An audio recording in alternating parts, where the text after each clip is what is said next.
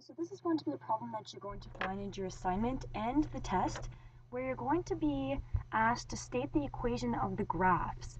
Now, it specifies here that this one here needs to be a sine function. There are usually always two options, either the sine function or the cosine function. So make sure that you pay attention to that part. Now, in order to start this, you need to find the equation for the equation of the axis. So we're going to go ahead and do that. And the formula to do that is the maximum value of the graph plus the minimum value divided by 2. So in this case here, the maximum value of my graph is located right up here. And we can see that if we follow the line, the maximum value is y equals 6. So I'm going to go ahead and write 6 for my max value. I'm going to add the minimum value. Now, we can only see the minimum value right over here. So the minimum value is -2. So we're going to add 6 and -2, then divide that by 2. 6 plus -2 is 4, and then 4 divided by 2 is 2. That means that this graph is split up at y equals 2. That also means that my graph has moved up 2 units. So my vertical translation is now 2. So it's moved 2 units. So this is the first thing you want to do. Then the next thing you want to do is calculate the amplitude.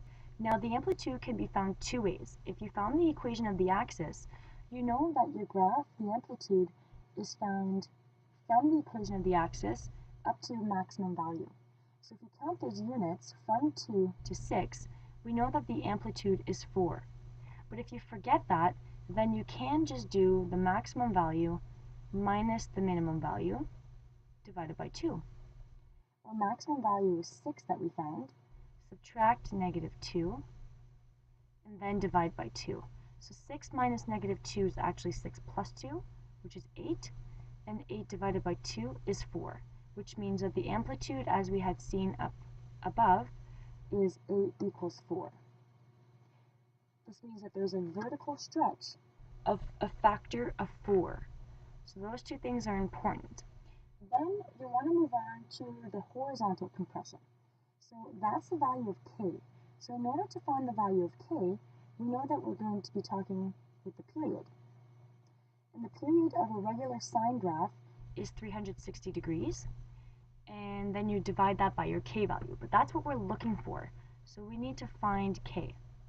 That means that we have to have the period. And the period in the graph prior means the length of one cycle.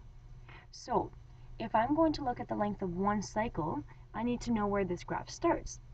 Since the equation of the axis is at 2, then I know that my sine graph is going to start at 45 and 2. That's why this coordinate is given here. So the graph starts at 45, 2.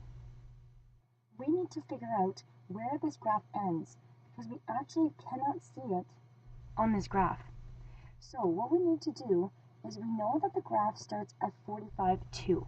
Now I'm going to go up, and as soon as it starts going down, I know that that's halfway through this sine curve.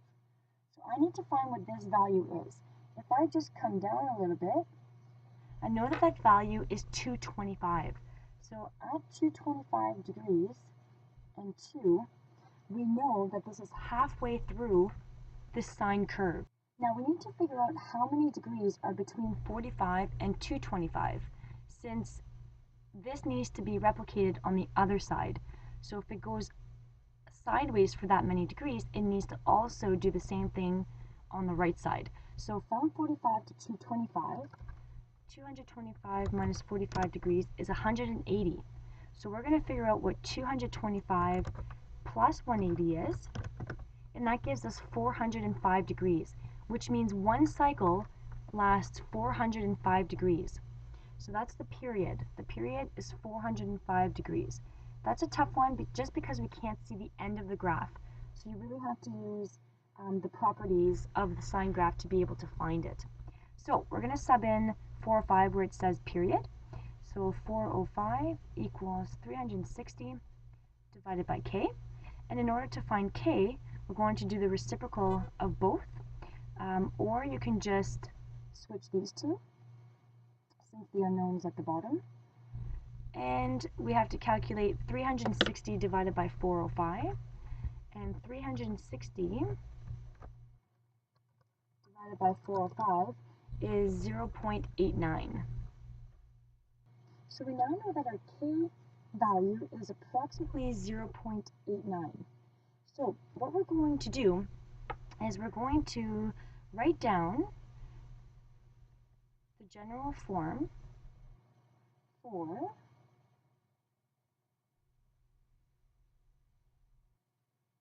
the sine function. Since we know we need to use the sine function, we know that the amplitude that we found was 4. We know that the k is approximately 0.89. Now we need to look at if there are any horizontal translations. So I'm just going to leave that one blank for now. And we know that the c was the equation for the axis, which was plus 2. So how do we find this horizontal translation? If we go back to the graph, just to take a look at it, we know that the sine graph starts by increasing, and then it decreases, then goes back up again. So the thing about that is that you know that this sine graph starts at 45, 2. So since you know it started at 45, it means that the original graph moved up 2, that's why you have a vertical translation, but also moved to the right by 45 degrees.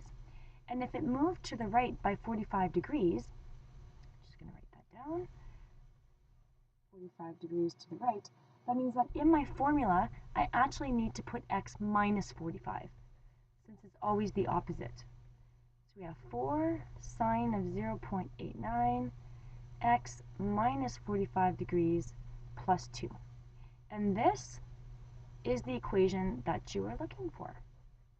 So just remember that this value up here is your amplitude. That can be found with your formula of max minus min divided by 2. This value here is your k value, which can be found by using the period formula. And this value here is your d value, which is your horizontal translation, which you just need to look at the graph and see